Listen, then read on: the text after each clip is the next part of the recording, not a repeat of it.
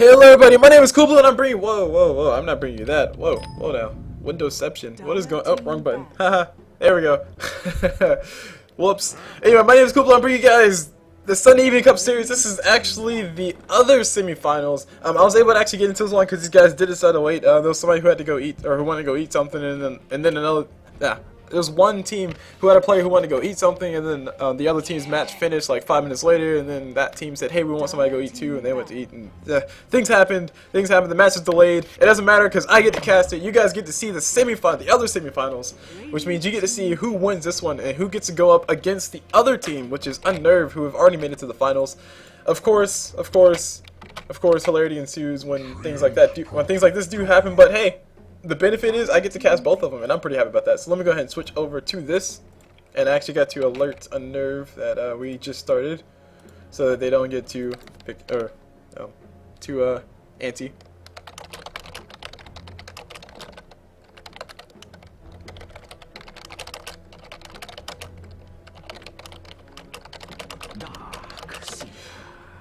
Alright, so let them know they're on alert. They know that this match just started. This is a best of one, so we will see some awesome things. We see a Train Protector picked up already. We also see a Dark Seer picked up and a Lifestealer. And I've actually seen Lifestealer every single match, which is concerning, because usually you see him banned. And apparently people aren't afraid to face a Lifestealer. And pretty much every single match I've seen with the Lifestealer, they've lost. So, the team who's picked the Lifestealer, of course, they've lost. So, yeah, I'm not too sure what that's to say, or I'm not too sure if that's to say that the current metagame of, well, I don't know what the current metagame is, to be honest. I can't exactly, or I don't exactly know. Which is sad. I think it has something to do with 5 seconds remaining. Pushing. Yeah, there you go. There you go. That's what it is. It's a pushing strat. That's the current metagame. Look at CulBlu making up lies. But the current metagame is pretty much knocked Lifesteal out of relevance, and people know how to face him. People know how to go up against him. But Train Protector, he's picked up. These guys want to die. These guys want to have a nice little early start in the game, and that's definitely what you want to have when you have a Weaver. So Train Protector plus Weaver equals a Weaver, a very happy Weaver, that is. Free regen, that is what he's going to get, and also he's going to be able to dive if he wants to, Weaver that is, if he wants to go for the kills, and Train Protector is also going to be able to help his team out when those big team fights happen towards the mid game. As far as the late game goes, I mean, his Train Protector's ulti is still really nice, but I mean, you can still get away from it if you use your BKB afterwards, or if you pop your Rage after Train Protector pops his ulti.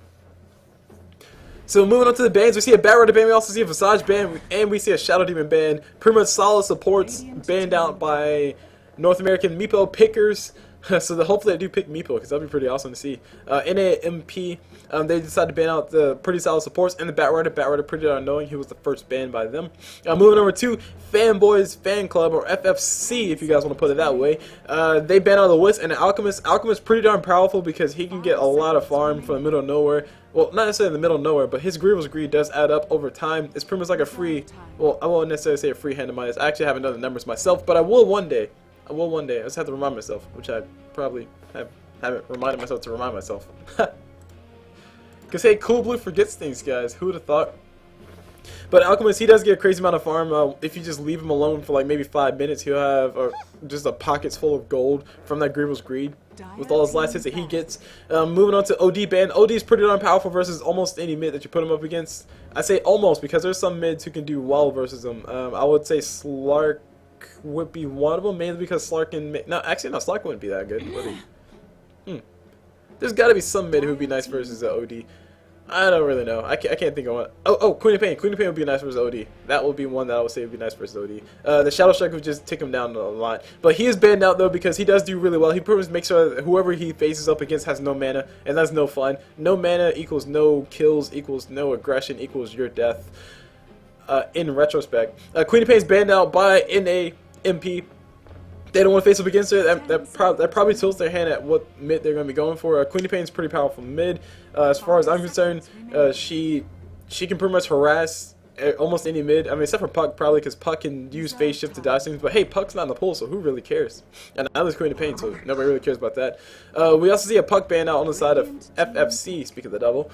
And they don't want to. I mean, there's only phase of Puck. I mean, I can't really throw any intelligent thoughts at the bans on the mids because I don't really play mid. I play supports. But I do know that OD does very nice, or does very well versus Puck, because Astral Imprisonment does happen instantly, as opposed to something that has to travel towards you like a Vengeful Spirit Stun or a Queen of Pain Shadow Strike. She can't necessarily dodge with the phase shift. 10 seconds. We got a Rubik pickup on the side of NAMP.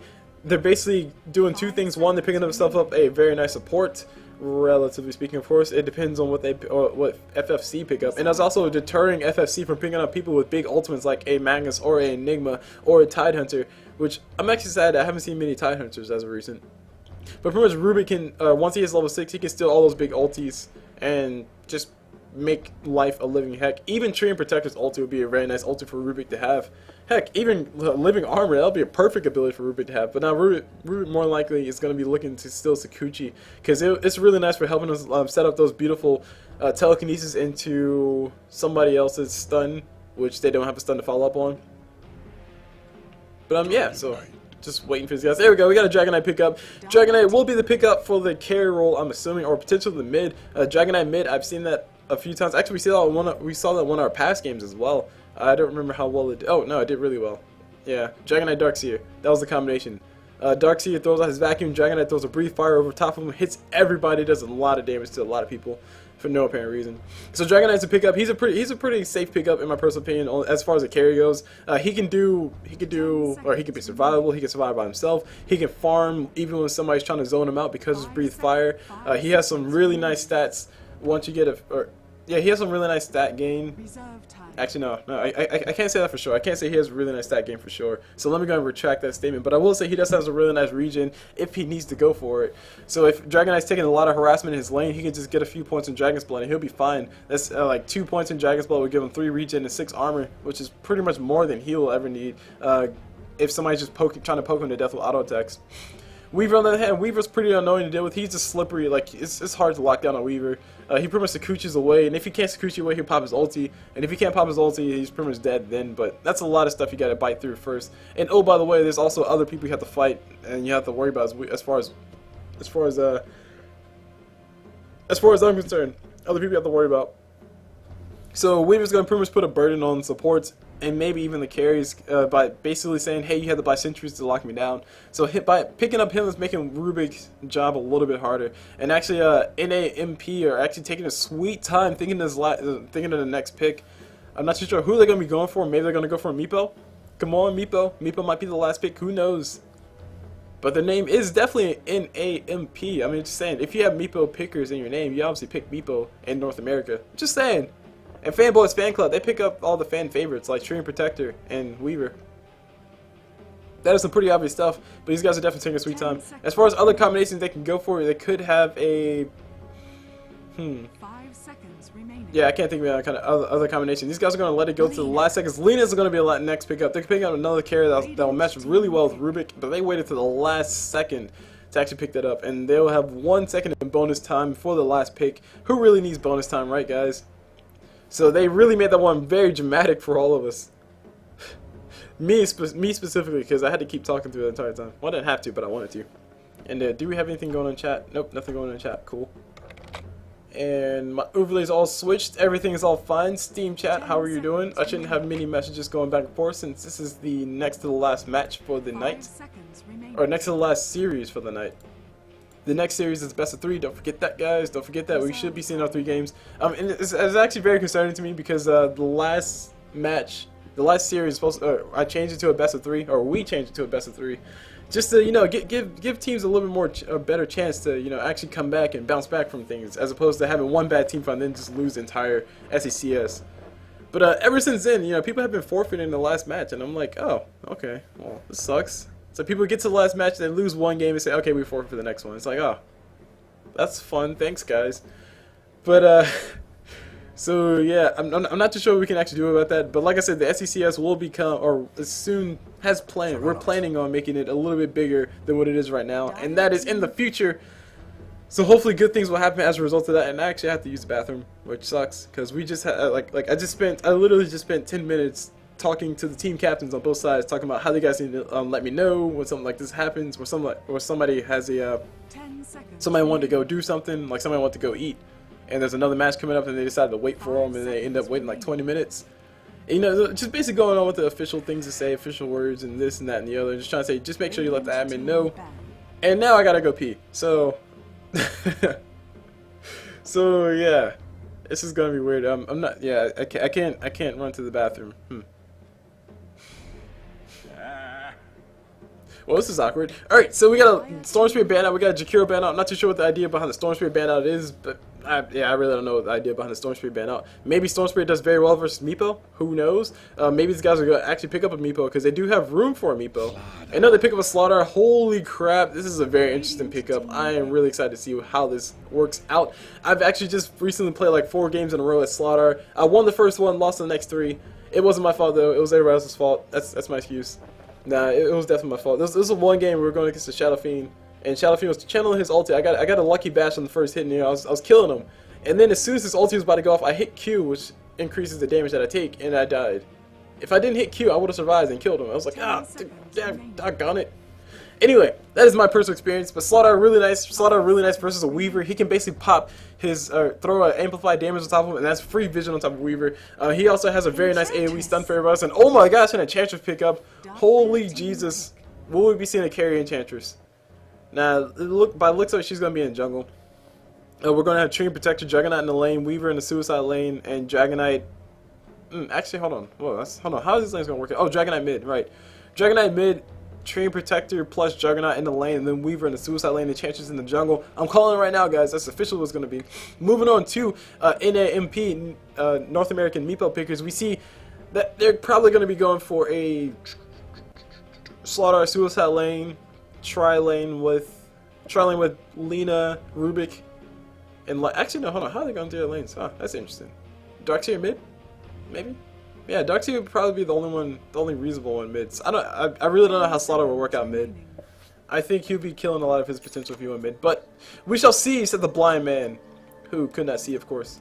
And let me go and do introductions. Since everybody's all picked up, we see Cuddles on that Dragonite. That is a very ironic name, I know. He's cuddly, but he has a lot of scales, so he's cuddly scaly. Moving on to this Juggernaut, we see Plasma Purple. I shall call you Purple. We see Purple in that Juggernaut. That's kind of cool because he is actually purple. On this Enchantress, we see Fanboy. Not Chum Chum, but Fanboy. There's no Chum Chum. Moving over to Tree Protector, we see GG.Violation on that Tree Protector. Last but not least, on this Weaver, we see Spacebound on him. And these guys do a nice little swap-a-roo. Weaver trades a Iron Branch for a Observer Ward. I wish it really worked that way, but it doesn't. Moving over to North American Meepo pickers, we see Rubik, who was just skating around. I just totally saw that. I know I'm not crazy. We see Pickles on that Rubik, so he's obviously made out of pickles. Or actually, that makes sense. He's green, so Pickles on that Rubik. On this Lina, we see the Wolfman on that Lina. Moving over to Slaughter, we see Ryan K or Rank. Yeah, Rank. I shall call you Rank. On that Slaughter, which I'm actually really excited to see. Are we going to see a mid lifestealer? Is that what this is? Or oh, never mind. It looks like they're going to be abandoned in the bottom lane. On this lifestealer, we see Mr. Anderson. That's right, the guy from the Matrix. On him, and last but not least, see Cruel GG's on that Darkseer. The battle begins. And the lady says it, so it must be true. The battle begins. So as far as item pickups that we see so far, we see pretty much everything standard happening around the map. We see supports with awards. We see a Sentry Ward already up on Rubik. He's ready for that counter ward. Smoke of Deceit up on Enchantress. Pretty standard stuff. She's going to be in the jungle, I'm assuming. Wait, where's Enchantress? She found herself a room. She's going to be in the jungle. Getting a few creeps in this Smoke of Deceit mid and try to go for a quick kill on top of Lifesteal, which actually might be a little bit hard if she doesn't get a Dark Troll. Illusion. Is it Dark Troll? No. They'll pop up in a few seconds. 1 second, and there they go. No Dark Troll, no Dark Trolls, no Dark Trolls, no Trolls. DotA Trollsy, man. So Darkseer will, like I said, be abandoning his bottom lane completely. And there will be a Lifesteal in mid. Pretty interesting stuff, but Juggernaut versus Lifesteal. Lifesteal looks like he's going to be having a lot of fun. He has a lot of regen, relatively speaking. And he actually didn't go for early point inside his open wounds, which pretty cool stuff. Tree Protector already using his living armor on top of Weaver, just giving him a little regen. Very aggressive Observer Ward placed down here by NAMP. They want to make sure that they know where Weaver's at, where Tree Protector's at, and possibly going for a few kills. Effectively turning this safe lane into an aggressive lane. They're actually going around the corner. Lina and Rubik are going to go set something up. Tree Protector might be the one who's in a little bit of trouble. He's trying to get away. Weaver throws out a Sakuchi, just try to shoot these guys away so Tree Protector can get away far enough. And this is very good zoning being done by both Lina and Rubik. Because Tree Protector and Weaver know what's up. They know if they get caught out, they're going to go down. And I think I know Observer Ward around the corner. Sentry Ward's here with Rubik. They can actually go for a kill on top of Weaver whenever they want. But Treant Protector does have his living armor. He can't throw it if he needs to. He does decide to throw it on top of Weaver because they know they want to go for it. Lina falls on the stun. Slaughter follows the stun as well. Rubik taking all the damage in the world. He gets the first blood action. He's going to be able to make it alive. And Slaughter gets another stun on top of Treant Protector. No bash just yet. He's not level 2. Actually, he's not level 2. He has Sprint instead. And Treant Protector will be going out as well. And oh my gosh. That looked painful, guys. That looked really painful. So it looks like Slaughter wants to be going for a stun bot, if I'm not mistaken. He did go for a glove of haste first, which in my personal opinion, I really dislike seeing going for glove of haste first because it gives you nothing but 15 extra attack speed. But hey, I'm not playing the game right now. These guys are definitely playing the game and they know what they're doing. They know more than me, obviously. I'm still against it. Boots first, or not boots first, boots before glove of haste, or even the stat efficient item to go for. Stat efficient item probably, because it gives you a little bit more stats, obviously. Stat efficient. That's the whole name behind it. Meanwhile, we got Chances rotating mid to Lifesteal, just being a nuisance, just trying to get that Wildkin to just poke him to death. And there we go. It ends all the aggression. Lifesteal, things have returned to normal. Has a double damage, doing a lot of damage to that Juggernaut. How much armor does Juggernaut have? Juggernaut has 4 armor. Wow, 4 armor at level 1. No, level 3. Possibly getting 1. Yeah, he's possibly getting 1 from leveling up, if I'm not mistaken. Meanwhile, Enchantress does have a Harpy Stormcaster or Stormcrafter, and oh my gosh, I love the Harpies. Harpies are so freaking awesome. Okay, look at this. She has an ability. She has essentially a nuke that costs 50 damage, or sorry, 50 mana, and it does 140 damage. Just every single cast, and it costs 50 mana. And she can, the Harpy can use this. What is it? The Harpy can use this 6 times or 10 times. And look at all the damage. Look at all the casual damage that's getting done to Lifesteal for free. So Enchantress is doing a really good job. Make sure Lifesteal has a heck of a time mid. He's actually forced to pop himself a healing salve. And Enchantress, did she pick up another creeper? Did that one die? That's a big question. It looks like she's around the corner. She's here with the Dark Troll Roller, but the Dark Troll does die, but the Skeleton doesn't. So that'll be really nice for tanking up the tower for a few shots. And there we go. She decides against it. She wants to make sure she has a Dark Troll before she actually goes for something. But nonetheless, this mid lane is actually pretty darn balanced, if I'm not mistaken, or if. Sorry, it's probably the most balanced lane that we see so far. We have Mr. Anderson on that Lifesteal taking quite a bit of harassment coming out from the Enchantress, but Purple on that Juggernaut, he's taking harassment coming from Mr. Anderson. So all in all, things are balancing out. They're both able to get probably essentially the same amount of last hits. They're going back and forth. 15 last hits for Purple and 12 last hits for Mr. Anderson on that Lifestealer. So yeah. Oh, I don't think I introduced this Weaver. Oh no, I did. I totally did. So here we go, we got another engagement happening on Weaver. Weaver does get hit with the stun. He also gets hit with a lot of other things. He got telekinesis, and there we go. He Sakuchi'd in the right direction. Sentry Ward placed around the corner as well. Rubik still chasing him, and that living armor keeping him alive. Meanwhile, DK decided to go for a fast hand of Midas, and holy crap, talk about fast hand of Midas. That is a 5-minute hand of Midas. That's a very risky thing to do, but nobody's really punishing him. There's nobody down here. He's free farming. He doesn't care. Nobody's going to bother him. So hand of Midas is up on him. That will be coming to him soon, very shortly. After, of course, the courier goes mid and delivers the bottle to that Juggernaut. And no redirection to the courier just yet. But so far, this top lane has been working out pretty darn effectively. Slaughter plus Rubik plus Lina is equals stun, chain stun city. That's what it equals. Rubik telekinesis Weaver into Slaughter. Slaughter pops a stun, and Lina follows up with the stun as well. That's a lot of CC for quite a long time. Meanwhile, we got Lifesteal in mid. He's in a lot of trouble. He doesn't have any points inside of his rage. He has 3 points inside of his feast. He has 1 point inside of his open wounds. He has a Rubik coming around the corner to help him out. Telekinesis thrown on top of Juggernaut. Juggernaut forced to go back, and there's a surge forward on Lifesteal just to make sure he gets out alive. And these guys are like, hey bro, like you came into the wrong neck of the woods, literally. And Juggernaut not level 6 yet, so he's not gonna be able to get a solo kill on top of anybody. But there we go. He just turned level 6. 1 creep kill, 1 creep death is all he needed, and that's what he got. So he got his early point inside of his ulti. Or he got a point inside of his ulti, not necessarily an early point. And DotA has a slow ring up already, so things to talk about really fast as far as item progression goes. We see his hand of Midas up on DK like I called out before. That's a lot of farm coming towards him. He's going to be very scary in the late game if these guys do not do anything about him. Looks like he's going for standard power traits. He might be going for armor. I don't really know. Meanwhile, we got engagement happening inside of jungle. Juggernaut gets an ulti, solo kill for him. On top of that, Darkseer, one more bounce was left over, but he didn't really need it. Darkseer went down a little bit too fast. That is right, guys. He went down faster than Kunkka's ship. Juggernaut gets a spin on top of Lina. Nothing Lina can do but take the damage and run, but nope, she's not going to be able to survive long enough. Enchantress actually picked up the last hit. And there's her laugh thrown out.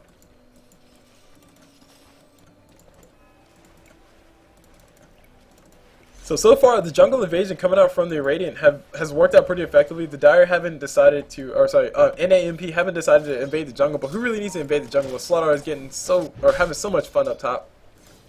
Speaking of which, he hasn't transitioned item just yet. He has a poor man shield.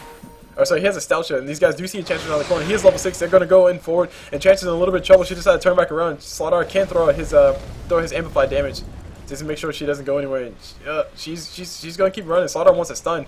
He wants to go big. He wants to go big or go home. And there goes Darkseer, surges him forward. Stun coming up on Chancellor. The Chancellor does get stunned up, and there's the damage. Darkseer able to finish her off.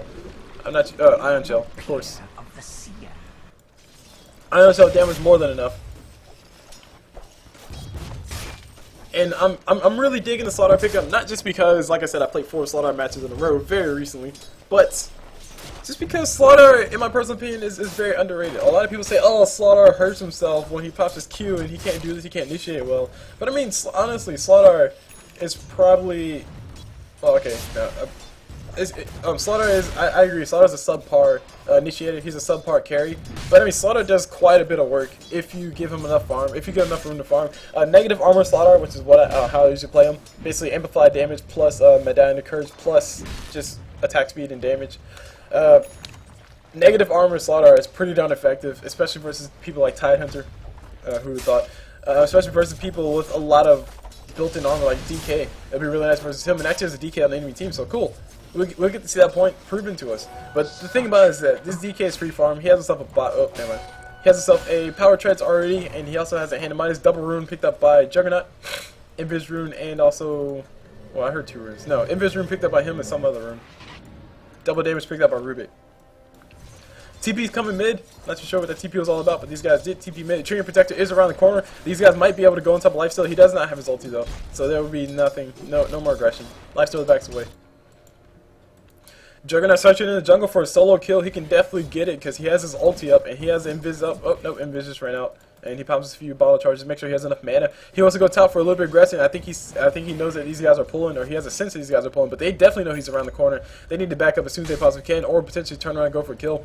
I don't think Slaughter is in any position to fight just yet. He has a hand of Midas, which does send him back quite a bit of gold, and actually Juggernaut is going to go in anyway. Too many creeps around here for him to actually pop his ulti, so he needs to go ahead and start running away. Weaver throws out the beetles, and Slaughter trying to go for the stun, but he won't be able to find it. These guys do decide to run back towards the tower very smartly. So Lina taking a little bit too much damage. Juggernaut gets hit with the amplified damage. And will he be throwing his ulti is a big question. He's trying to wait for the creeps to die, and once the creeps do die, he'll probably go for his ulti on maybe Rubik or Lina. Lina looking more of the juicy target, but that's a really risky thing to do because it's only 3 bounces, and once those 3 bounces are gone, he's dead. Slaughter followed with the stun, and Rubik followed the telekinesis. Are fortified. Basically, if he kills one support, the other support will just zone him out and kill him. Lifestealer going to be able to kill his creep. Nope, not able to kill the creep. Enchantress going to deny it, I think. Or she was going to deny it, but she decided not to. And Darkseer denies the bottom tower. Has been denied. So even though DK got all his free farm, the bottom tower was denied, which makes him pretty darn sad. He might be going straight up for the man-style DK, which is what I like to call it. Oh my gosh, Weaver went down. Holy crap, what just happened? Weaver went down on top. We got Juggernaut in a little bit of trouble. He did pop his ulti. He didn't get a kill on top of Rubik, I think is who he was aiming for. He does have his healing word up, but I don't think he'll be able to use it. He needs to go ahead and pop his spin while he can. Oh, he'll pop his spin at the perfect timing. And Slaughter might actually go down if he pops his Q. No, he will not be going down. And I think, yeah, Juggernaut's dead. There's no way he's going to make it alive. Lifesteal is just one more auto attack is all he needs. TP coming in from DK. DK, will you be able to get stunned? He's trying to get the stun. No, Lifesteal jumps inside of the creep and jumps out and gets a kill. And now Lifesteal will be able to walk away with his life intact by the looks of it. Linen goes down around the corner. She went down to the Enchantress. Lifestealer, he gets hit with the beetles. I don't think the beetle latched. I think the beetle did latch. And he has negative armor, so doing damage. The beetle's on his stomach. And there we go. Beetle finally does fall off. And Darkseer is here to play point guard. And oh my gosh, Darkseer will be going down around the corner. He can surge away all he wants. He has an iron shell. Holy crap, the pitches are cool. But Darkseer does go down at the end of the day. And so far, things are pretty back and forth. I will say that much. Neither team really has that much of an advantage. Slaughter got a few free kills in the early start, or a few free assists. Jesus. In the early start, but DK got a lot of free farm, and they're both pretty much on the same track. Both have power treads, both have a hand of Midas. The only difference is that Slaughter actually decided to go for magic stick instead of 3 magic ones, and both of them are going to have the magic stick at about the same time. DK doesn't have a style shit either. Meanwhile, my foot's falling asleep, so I need to change my. Oh god, oh it's numb. There we go. Foot shall regain consciousness soon. And then while that does that, I shall be looking at this ping. So we see a ping, a yellow ping on top of Enchantress. They do have an observer world over here, so they do know what's up inside the jungle. In a very small radius vision. Lifesteal looks like he's going for Armlet of Mordagon. Very, very nice choice to go for Lifestealer. Standard choice to go for Lifesteal. He's actually getting chased by somebody. Somebody's coming around the corner who's actually, they're getting chased. Juggernaut's getting chased by somebody else who's getting chased, and he's chasing somebody else. I mean, we see somebody melting. Enchantress just melting in the jungle. Untouchable. Does she have a point untouchable? She has a point untouchable, but it's not enough. She pretty much just melts. There was a Juggernaut chasing her, or Juggernaut chasing, and oh, that's what it was. Enchantress in the wrong side, wrong neck of the woods. Lifestealer versus Juggernaut. Who's gonna win the fight? Of course, Lifestealer, if I'm not mistaken. But oh, Juggernaut looks like he wants to go for the ulti, but it's gonna pull him out in a pretty bad position. This observer was pretty darn cool looking. I want one. Meanwhile, my foot still hasn't woken up. Oh, jeez, it's being stubborn. Oh, guys, tingly. Oh, dude, jeez.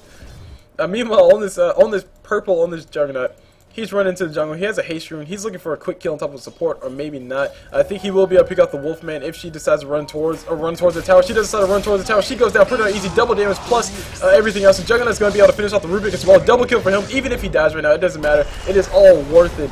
It is all definitely worth it. Treant Protector throws out the living armor, but it won't be enough. Juggernaut is going to be getting slowed by the open moves. Weaver here from the front with the beetles. He won't be able to do much of anything. He got hit with the amplified damage. Slaughter trying to get a stun on top of him, but he decides to back away and just kill the beetle that's on his stomach and let things go. But Juggernaut able to pick up both the supports. I definitely think it was worth it. I definitely think it was worth it. Not the most beautiful or not the most graceful of kills in the world, but it definitely did stop Rubik and Lina from actually getting stuff to help the team out.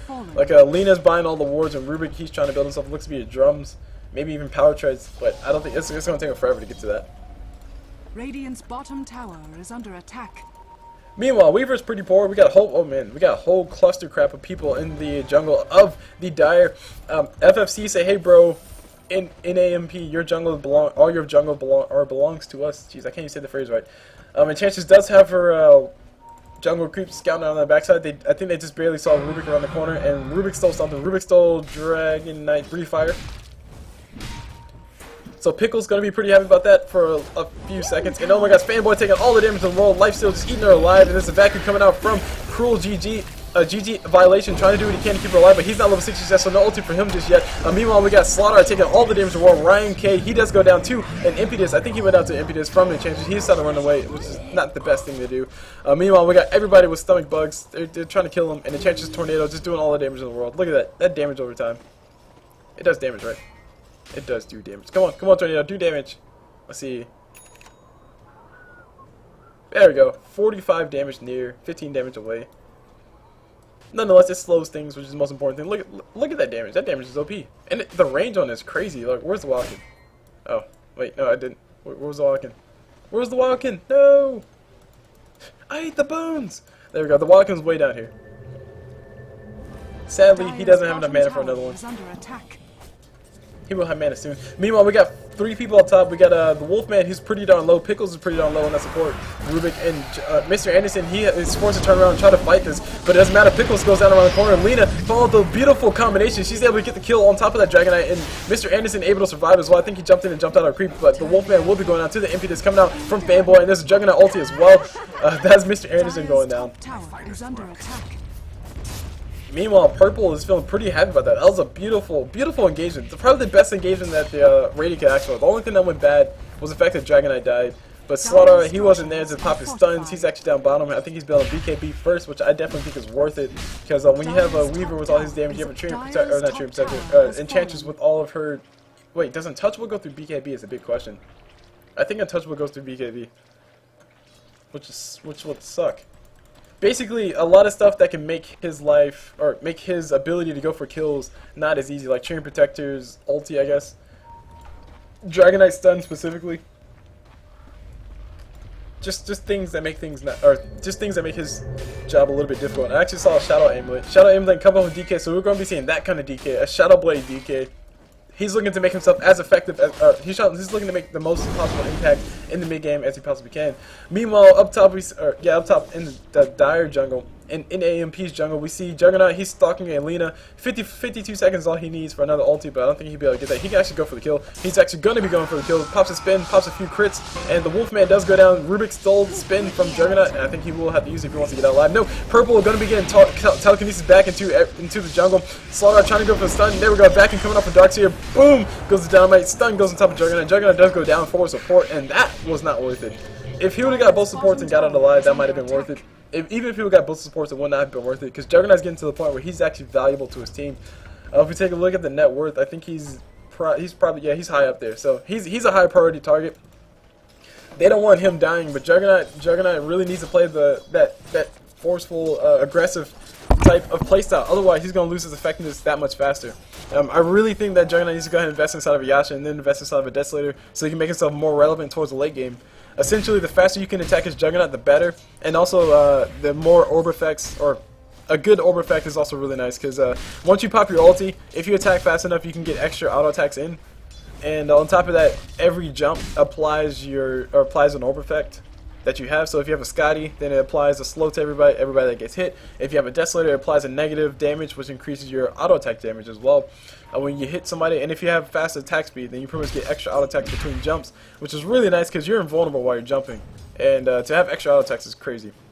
Looks like he's going to be going for a Claymore on top of that Juggernaut. He might be going for Battle Fury. He might be going for Shadow Blade. I would hope he's going for a Battle Fury. Actually, no, I would hope he... honestly, I don't like either one, especially at this current point in time. He's already committed to... Well, he hasn't really committed to anything. Never mind. But it's getting to the point to where a Shadow Blade wouldn't be as effective as if it were already finished. Like right now, DK's Shadow Blade is already finished, but he's not really involved in the fight just yet. Shadow Blade gives him a nice attack speed. It gives us some nice burst damage. We got a pause coming on with Darkseer. I need to go ahead and start the timer. That timer reset. Timer start. So Darkseer paused. So the pause on NAMP.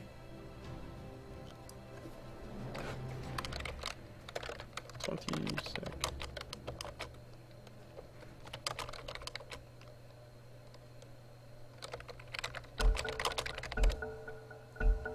Yep, okay, cool, whatever. It was about 20 seconds, 6 minutes pause time used. And I need to make sure I type that faster to make sure they know. But anyway, they have 5 minutes and 40 seconds of pause time left. I mean, really. Meanwhile, Slaughter is pushing up top tower or top lane. How close are you to BKB is a big question. He's not really all that close. Rubik stole something. I didn't see what he stole.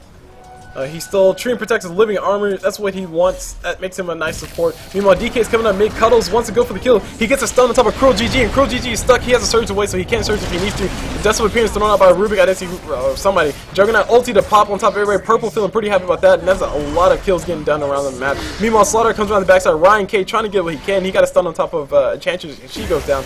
Tree and Protector will be the next kill, so GG.Violation does go down. Violation indeed, he does go down. And Lifesteal trying to eat alive that Dragonite, but it's not going to be enough. Stun from Slaughter thrown on top of Spacebound, and Spacebound is going to be able to make it alive though, and Slaughter trying to stand and fight, but he can't stand his ground.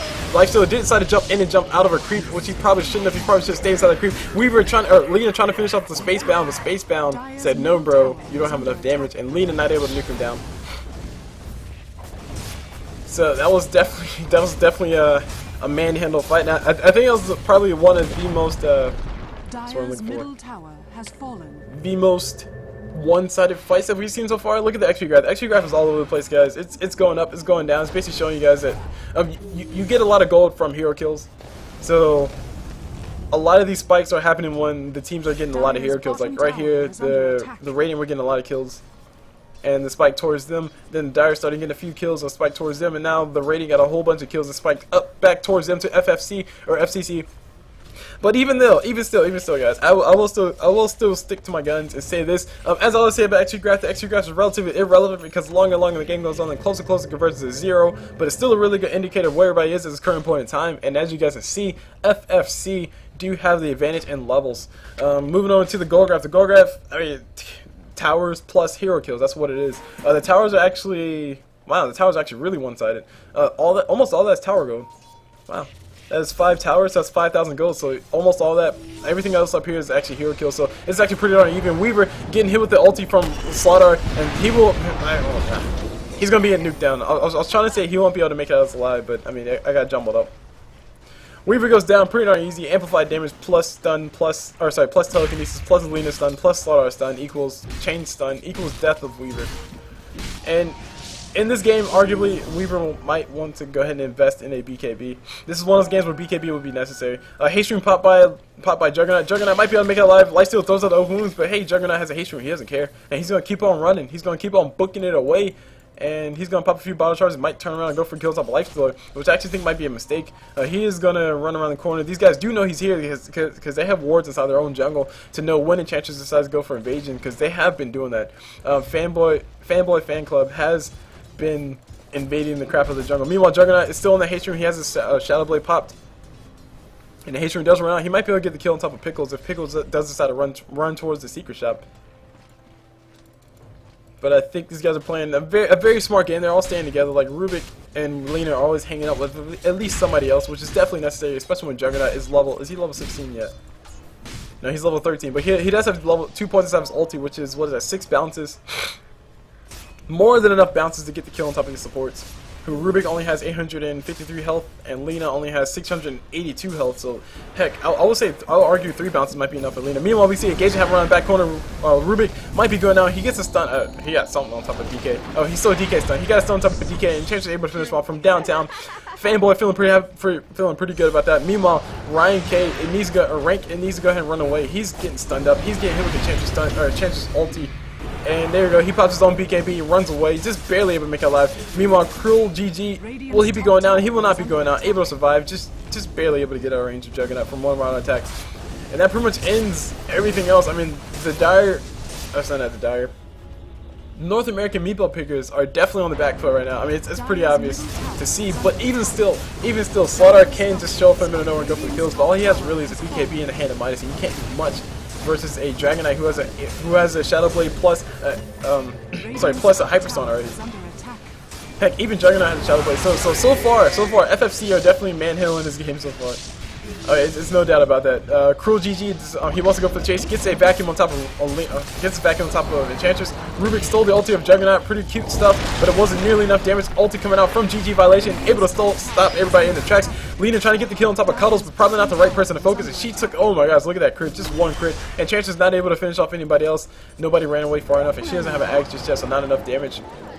Meanwhile, Rank is trying to do what he can to keep these guys shoot away, but they keep pushing back in. This middle tower is about to be going down, but you typically don't want to deny your tier 3 tower.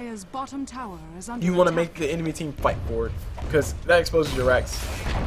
And there we go, their racks are officially exposed. Cuddles is healing up pretty darn fast because that healing ward is a level 4 healing ward, if I'm not mistaken. Vacuum coming up from Darkseer. Slardar almost able to follow the stun, but no, he's not going to be able to do anything but stay there and die. And he does get surged up by Darkseer. He's going to be able to make it out alive. I think he has a beetle on him as well. Rubik stole something. Rubik stole Sakuchi. Big thing for him to have. He actually gets the telekinesis on top of DK. DK in a little bit of trouble. He might be going down. No, he will not be going down, but that amplified damage has definitely helped these guys kill him. And he does finally go down. Spacebound might be next to the menu. No Slardar here to throw out the amplified damage. Dust of Appearance popped, but it wasn't enough. And Slardar not able to TP fast enough to get over here. We got a TP coming out from Weaver. Oh my gosh! Rank had that feeling that Weaver's around the corner, but the stun did not come out fast enough. It was not fast enough. It looks like Slardar's going to be going straight into an AC. I hope he's going from straight into an AC. Or maybe even go straight into a Medallion of Courage, because Medallion of Courage is still a really nice item, gives him that negative armor. But honestly, at this point, I'm not too sure how much extra -6 armor is actually going to do for helping them get the kills, because their biggest issue is the fact that they can't stand and fight versus everybody. You have Trim Protected with his ulti. You have Juggernaut killing all the supports before they're actually able to do anything. You have Weaver running around being as annoying as possible. And also you have Dragonite and Juggernaut doing the same exact thing because they have Shadow Blades. So it's a big headache. That's all I'd say. It's a big headache for these guys.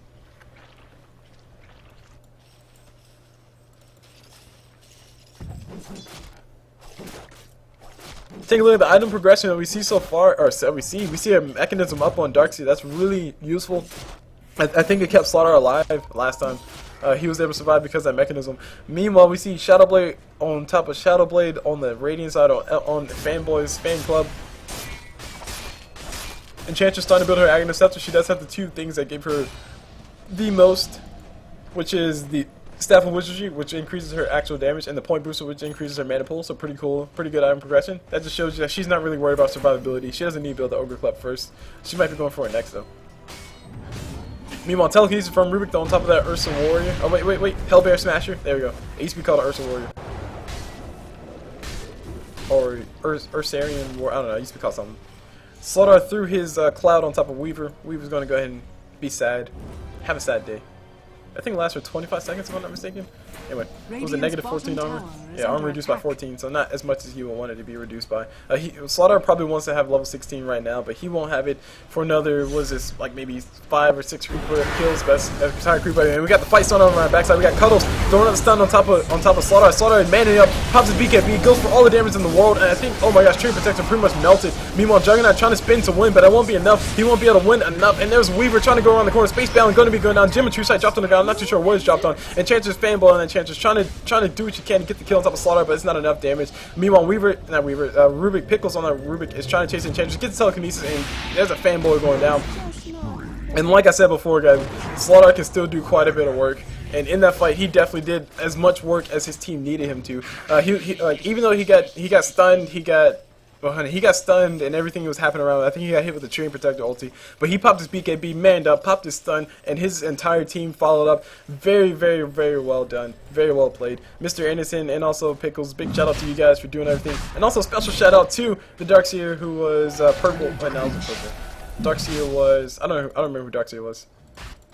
There we go, Cruel GG able to get the vacuum wall off to pull everybody in towards a Slaughter stun, which I think was what turned the entire fight. I think everybody got back into that stun, which if they did, that was a huge turn of events. Aegis does go to Slaughter, pretty good choice. Slaughter trying to build this AC. I'm assuming it's an AC now because he does have 1,500 gold built up or saved up. Looks like they want to go for a kill on top of Juggernaut, who does have a Yasha. Hopefully we see a Desolator soon, because it's starting to get to that point where Juggernaut is not as effective as before. And like I said before, the reason why a lot of people consider Shadow Blade to be a more mid-game oriented item is because once you start hitting towards the late game, or even the later parts of the mid-game, which is like, 30 minutes in, which is where we're headed to, people just start building sentries, people start getting gems, people start just getting dust of appearances, their supports are able to afford all these things, and you're not going to be able to run away as easily as you were before. You're not going to be as clever as you were before, so it's a lot more difficult to actually do anything with your Shadow Blade. So that's why Shadow Blade is more so a mid-game oriented item, not necessarily for the late game. So Juggernaut is still in the mid-game stages, but he is transitioning well into late game. And we got a stun throw from Cuddles on top of Rank, and Rank is going to go ahead and pop his BKB, go for the fight. I think he should have saved that for after his Aegis pop, but no, he decided to go for it as right now. Tree Protector popping his ulti, Enchantress is going to be going down around the corner. No, she stays alive. That heal OP, that's all I got to say. He gets, Rank gets a stun on top of Enchantress. Enchantress is not going to be able to go down just yet. She's still getting healed up around the corner. Meanwhile, everybody else on the side of the Dire is dying around the corner. Support's already gone, and Rank is on the wrong side of the river. He gets stunned up on one side. He's going to be getting hit in the face by Enchantress, and Fanboy able to finish him off, saying, that's from last time, guys. That's from last time, bro. That's from last time. Like I said, Weaver in this game, he might want to go for BKB, and he's definitely, it's almost like he's listening to me. He's actually going for a BKB, very smart item choice, and it's a no-brainer, honestly. You have a Lena with the stun, you have a telekinesis coming from Rubik, you got the stun coming from Slaughter, you got Darkseid with his vacuum, you got Lifestealer with his open wounds, you got so many things you got to deal with. Linkosphere will not make sense in this match, because Linkosphere will get popped by Slaughter's amplified damage, and then you got stuns galore falling on everything else. So when Juggernaut going to go ahead and spin to try to run out, he's going to be able to make it alive. He popped a Shadow Blade, but oh no, these guys have detection. Smoke of Deceit popped by, Smoke of Deceit, Dust of Appearance popped by Rubik, and actually found a Weaver on the backside. Weaver's going to be forced to do something. He pops a BKB, but he goes down. Waste of a BKB charge, so BKB charge wasted, Weaver killed, and chances juking just by standing still. Juggernaut might be going down. Purple, will he be able to make it alive? Yes, he will be able to make it alive. Oh my gosh, Slaughter, not feeling happy about that. Rank on that Slaughter, not feeling happy about that at all. And this game is extremely back and forth. 30 minutes in. Illusion Rune picked up by Dragonite, just gonna scout everything out. He has an AC up already, and oh my gosh, guys, we're starting to hit that point where if just one team fight, if just one team gets wiped, that's pretty much either the end of the game or the end of a whole bunch of towers, one or the other. It depends on which side it happens. If FFC decide to lose this next team fight, especially with all the buybacks that they just used, then they're pretty much going to lose all their outer towers. Essentially all their outer towers. because they still have 2 or 3 towers, which is impressive at this current point in time. Meanwhile, we got Cuddles with the stun thrown on top of Wolfman. The Wolfman will be going down. Who's on that lane? Actually, no, mechanism popped by a clutch mechanism popped by Darkseid, and the fight does get turned completely. Holy Jesus. Dear God, I don't know what's going on. Meanwhile, Purple getting scouted out by these guys. Slaughter follows the stuns, and then Fanboy will be following next. Will he be going on? Yes, he will be going on. NAMP showing that these guys have the standing power to keep fighting, and they will keep on pushing. Like I said before, these guys lose the team fight. It's pretty much the death of all their outer towers. Speaking of the devil, their bottom tower has a nice juicy creep wave here. On the dire side is going to be pushing this down. Just one rotation coming up from anybody on the side of the dire side is going to be able to finish off that tower, because that is a double wave actually. And they're going to continue the march. They're going to continue the death march. Did we see buybacks? I think we saw one buyback. Yeah, we saw Tree Protect. No, we saw 2 buybacks. Slaughter bought back, Tree Protector bought back, and let's go with the timer. So timer start for the other side. Timer start. Wait.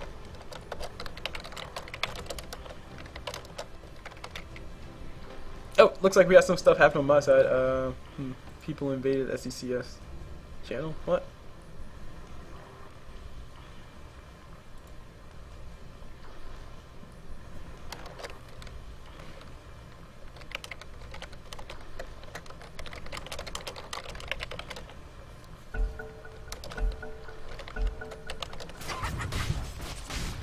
Okay, I don't know what that was all about, but obviously. Oh, people playing at TeamSpeak. Okay, that makes sense. But still, that's 30 seconds of pause used. I will let them know in a few seconds. I think they used the pause last time because Darkseid had issues. So, how much time was used last time? I think 20 seconds. There we go. So.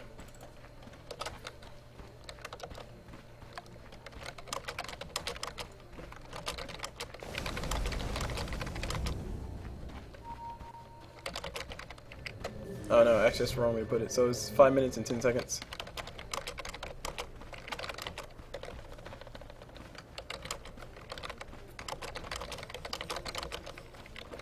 So there we go. So that's how much pause time they have left. If they go over that, they will get DQ'd. It is flat as that. I mean, it's just straight up.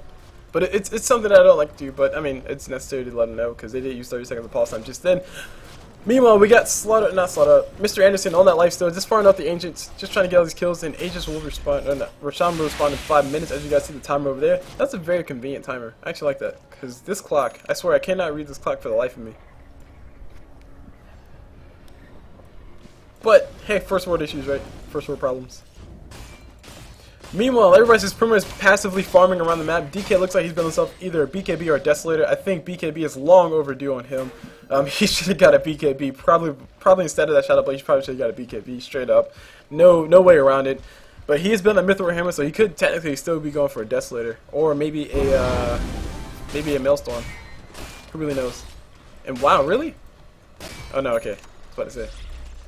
I was just about to say, so if Enchantress steals a creep, then the Iron Shield belongs to her? That's crazy.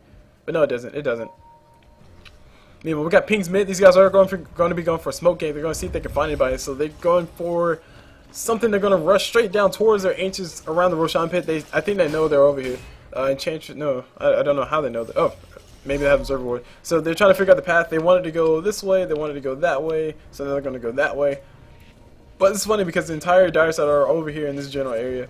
We got TP coming down bottom by Purple on that Juggernaut. And he might be able to dispel the smoke if he's over there. They have a gem on the side of the dire. And there's an A-Blade up on Lifesteal. Holy crap, I didn't... Holy item progression, Batman. But the fight will be happening in this general area right around here. Right outside the tower. Juggernaut is going to be getting spotted out. These guys did get the smoke detected. And Juggernaut will be getting caught around the corner. Pretty much insta-gived. And he goes down. Easy kills. Easy kills. Rubik has DK stun, by the way. Which is huge. That's extra CC for Rubik. So they pick up one kill. They pick up a Juggernaut. And they force the entire Radiant side to just run away with the tails between their legs. NAMP definitely have control of this fight. Definitely have control of this game. With how these fights have been going, it's actually really surprising to see.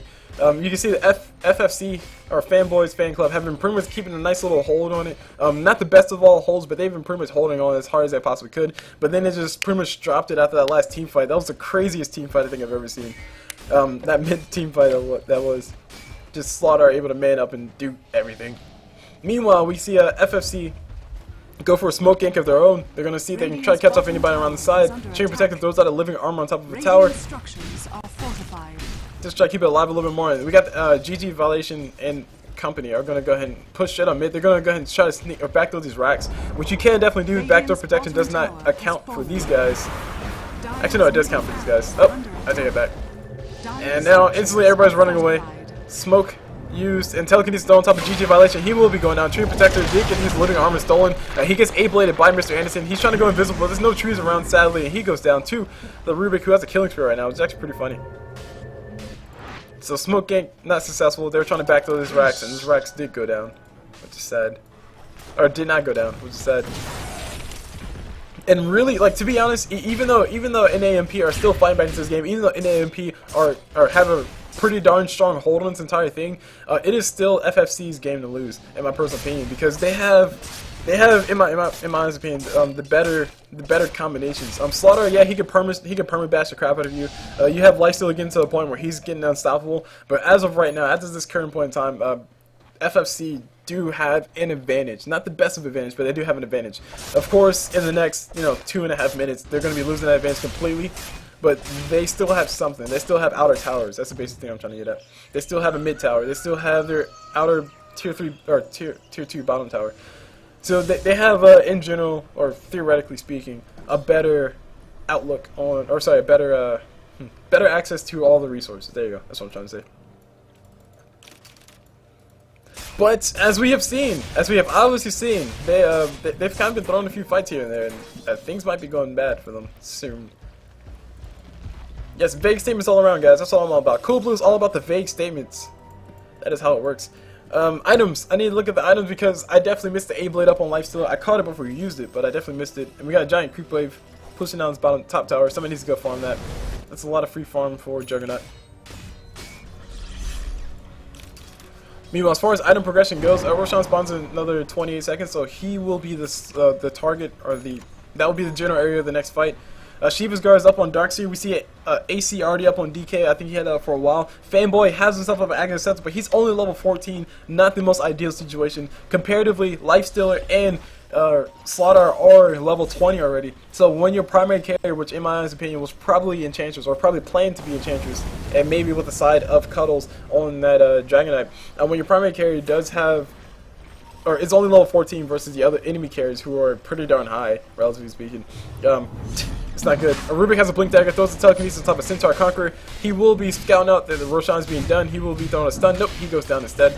And this is the fastest Roshan I think I've ever seen. That AC. Wait, no, Shiva's guard plus the AC. There we go. There's ulti. And Weaver throws out his beetles just to scout out everything around the corner. Sees everybody around the corner. And DK throws out a stun. Cruiser GG might be the first one going. He might be the first casualty, but he doesn't really need to survive for too much longer. Pops his BKB. Or sorry, pops his mechanism. Trying to turn around and throw his abilities. He throws out everything he can. DK pops his BKB. Mans up. He wants to go for a fight. Fighting versus 3. Geometry Sight dropped on the ground. Cuddles will be going on. Will he be going on? Yes, he does. Oh, he gets stunned up by Slaughter. No vision just yet. The gem was dropped on the ground. Meanwhile, Weaver, these guys are fighting over the Aegis. Where the Aegis go, I don't really know. Meanwhile, Juggernaut does go down. Spacebound on that Weaver trying to run away. And Rank is like, hey bro, come back here, I want to kill you. And they're going to decide to go for Cuddles, and Cuddles in a lot of trouble. He gets bashed, he gets a stun off on top of Rank, but it's too late. We got the illusion from, we got the Dragonite illusion from Darkseer, just slowing him down a little bit too much. And Cuddles will be able to make it alive. It looks like he's trying to run for his life. He has Cloud on top of him, so he won't be able to do much. And he gets killed on top of Lifesteal. Holy crap, holy crap, holy turn of events.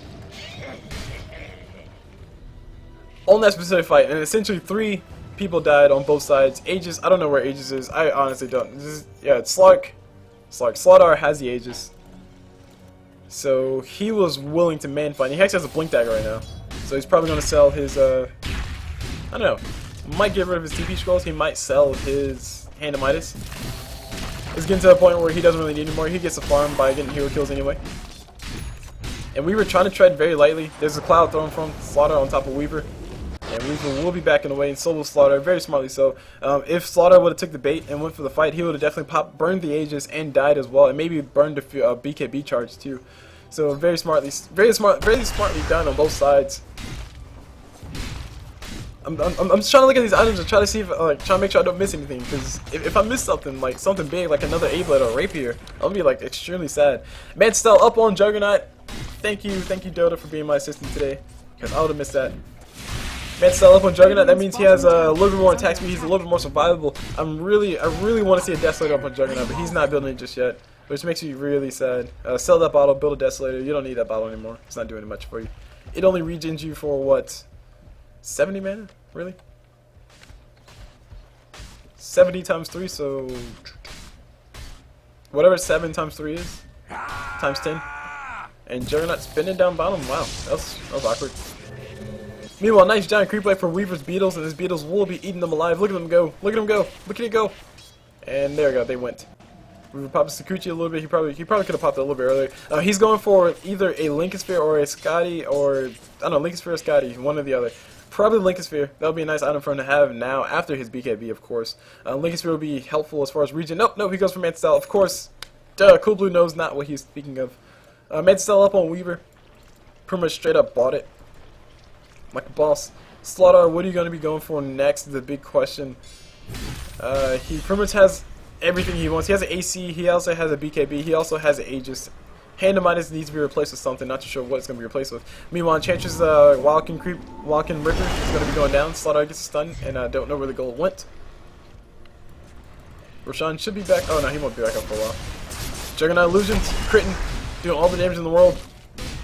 And there they go, they finally go down. Free TP scroll if anyone wants to pick it up. Meanwhile, both sides are just passively farming around the back. They really don't want to, they really want to walk, or tread slowly, or tread softly, there you go. They really want to tread softly because they know if they lose the next fight, they're pretty much going to lose the game. And it's, like I said, it's a plot for both sides. It's specifically in AMP, because if they lose the next team fight, that middle racks is gone, that bottom racks is gone. I mean, everything is gone. But on the flip side, if FFC lose the next team fight, then that's pretty much the same exact thing, same as our story. Those Minaraks are gone. Meanwhile, Rubik goes for it, he blinks for it, gets stunned by DK, gets telekinesis off the top of Tree and Protector though. And there's a Shiva's Guard popped by Crow GG. He's trying to go for what he can, spinning around by Juggernaut, doing all the damage in the world, but not enough. DK does go down around the backside, and his Slaughter is still fighting alive. His Aegis was not popped just yet. Jimmy True Sight dropped on the ground. That's pretty much, oh my gosh, that was a massacre. If I had never seen one, Slaughter with the stuns, Rubik with the beautiful blink forward telekinesis. Although he did get stunned immediately after he blinked in, it didn't matter. He got telekinesis off on Tree and Protector, which is probably one of the most important people to throw it off on top of. That essentially delayed Tree and Protector's ulti, which delayed the ability for everybody on FFC to respond, or sorry, to reorient themselves and say, oh crap, they're here, I need to focus this guy. And also blink dagger on Slaughter too. I think Slaughter blinked in, got a stun, which was nice. Darkseid got his combination off before he went down, so that's also a big thing as well. I mean, just all around, really good execution coming out from NAMP. They did win that fight. This should be the middle tower going down. It might not be the middle racks, but it will definitely be the middle tower. 8 Radiant structures are fortified. The only person here really to defend is Tree and Protector, and he's not really a good person to defend. Aegis will be reclaimed in 1 minute. I really do hope that these guys are keeping track of the timer. Pings again thrown by DK on top of that Slaughter. They want to go for him. The chance is going to go ahead and poke away. Slaughter pops a BKB. Probably a big mistake. He actually needs to die right now. His Aegis should be reclaimed in about 40 seconds. I'm not too sure. Maybe even slower than that. Nope, he's going to be able to run. He's going to be able to run away. And Aegis reclaimed in 30 seconds. There you go. So I definitely called it accurately, I guess. Lena's building a Aghanim Scepter. She almost has it up. She's about 400 gold away from that. She'll be pretty happy about her purchase. Being able to nuke the crap out of Weaver whenever he tries to go pop his Sakuchi, because he only has 1,800 health HP. And her ulti does how much damage with an Ags? 1,250, so after reduction, it's probably not as much, but still a lot of damage. Aegis reclaimed officially, and Slaughter is back in the base healing. He officially has room for some other item. I'm not too sure what he's going to be going for, but he could be going for a Rapier for all I know. Meanwhile, we got teamfight happening around the backside. Holy crap, why am I missing it? So we got Weaver popping his ulti. He's getting A-bladed up by Lifesteal. Lifesteal able to finish off. Darkseer surging forward and popping his Shiva's Guard, slowing down everybody around the corner. And this is a big, oh man, this is horrible for these guys. Juggernaut ulti to fly. It will not be able to do enough damage to kill Rubik. Just that Rubik decides to turn the fight on him and is able to get the ulti off around the backside. And he's going to be going down. No, yes, he will be going down. Purple able to get the kill on top of him. Meanwhile, BKB popped by Rank, and Rank is not going to be able to move anywhere. He's getting slowed by Dragonite. He's getting focused. He's the focus of this fight. He's designed to build himself a heart. He will be going down. There's no way he's going to be able to make it alive. And, oh man, NAMP throwing a fight, essentially. Slaughter decided to come in. Aegis was off of him. he pretty much felt that these guys did have a fight, and he officially has no more gold, or no gold, not enough gold for buyback. But we do have a lot of people left, enough people left on the side of NAMP to actually defend, specifically Mr. Anderson and Crucial GG. They're gonna be crucial people, to defend. Specifically considering, especially considering the fact that Cruel GG was not able to get his ulti off before he died. If he did die last time, I think he died. Meanwhile, the middle ranks are getting sieged by these creeps. These are mega melee creeps, which means they're a lot beefier and they do a nice amount of damage. DK, or Cuddles on that DK, is going to be able to just, shoot him away with his ice breath. Icy fresh breath. Aghanis have to purchase by Juggernaut, and I'm actually still very sad that I don't see a Desolator yet. Come on, Juggernaut, you're slacking. Get a Desolator.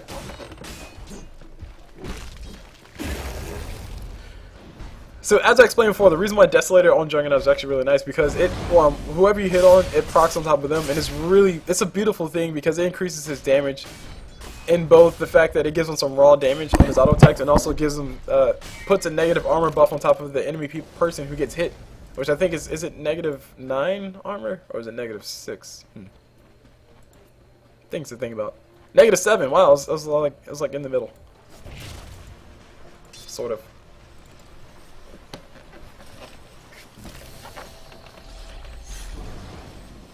Sorry, just adjusted myself in my seat because this game is going a lot longer than typical SECS matches go. But I'm actually really excited about this because this, you know what this tells me? This tells me that the point system that we're working on is actually working out pretty nicely because this is what we expect to see. And the semifinals, we expect to see games go longer than like 20 minutes.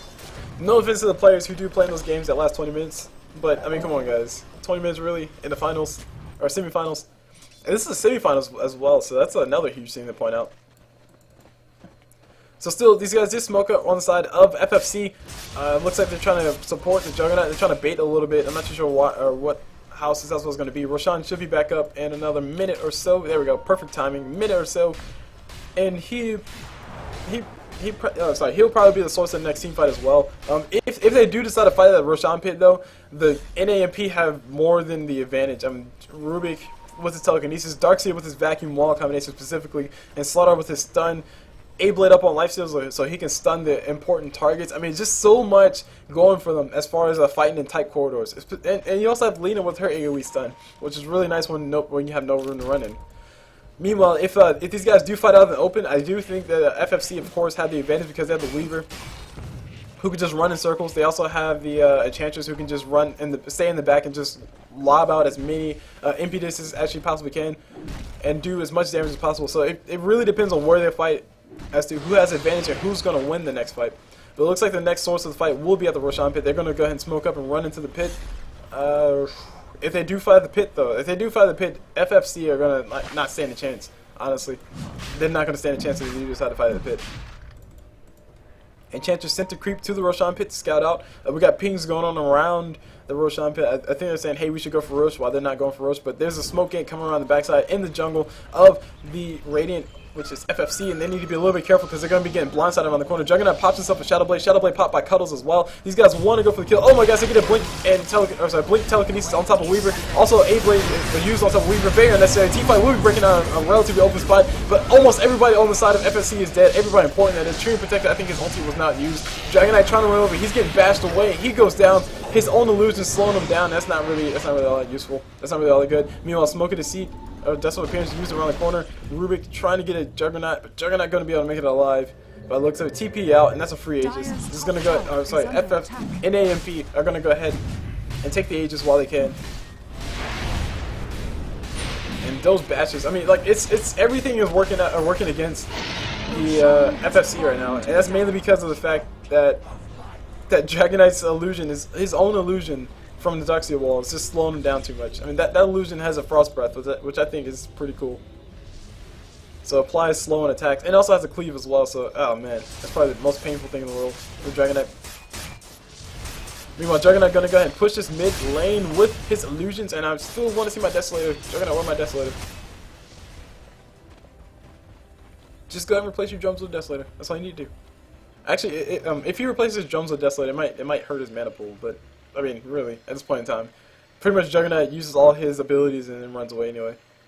Same thing can be said about everybody except for Slaughter. Slaughter wants to stay in the fight and man up. He also has cheese, which I think is really cool. So that means he can pop his BKB, get in the big man fights, and then if things are going bad, he can just pop his cheese, and then boom, he gets a kill. He also has Satanic as well. So holy crap, he's talking about survivability, man. This guy's the definition of survivability.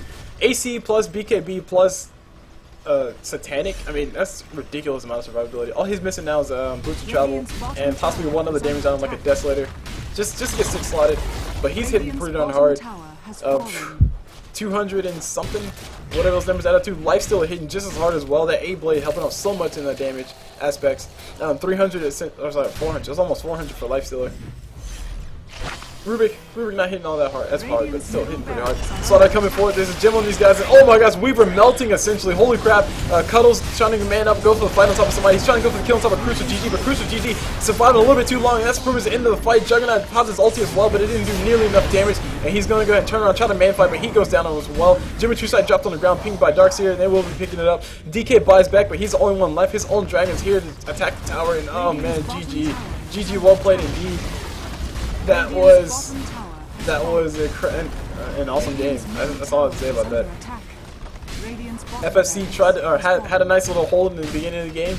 Slaughter was struggling a little bit in that mid game and the early game, but then once it came to the late game, I mean, NAMP were able to win those key team fights and pretty much just push back everything that FFC did, push back all the advantages that they had, and just flat out kill them.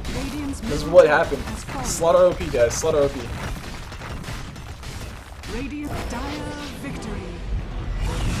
Alright, my name is CulBlu. Let's watch you guys the semifinals of the Sunday Evening Cup series. Keep your guys stay tuned for the next game, next series, because the next series is going to be a best of 3. And with Unnerve versus NAMP, I honestly think it's going to be a very interesting game to see. NAMP showing that they have the staying power, even if they're behind, they have the staying power to keep fighting. Unnerved, they showed the same exact thing the last time they played. So we'll be seeing ourselves an epic best of 3, hopefully a best of 3. Hopefully nobody taps out too early. And yeah, like I said, my name is CulBlu. Hope you guys enjoyed the cast. I'll see you guys whenever.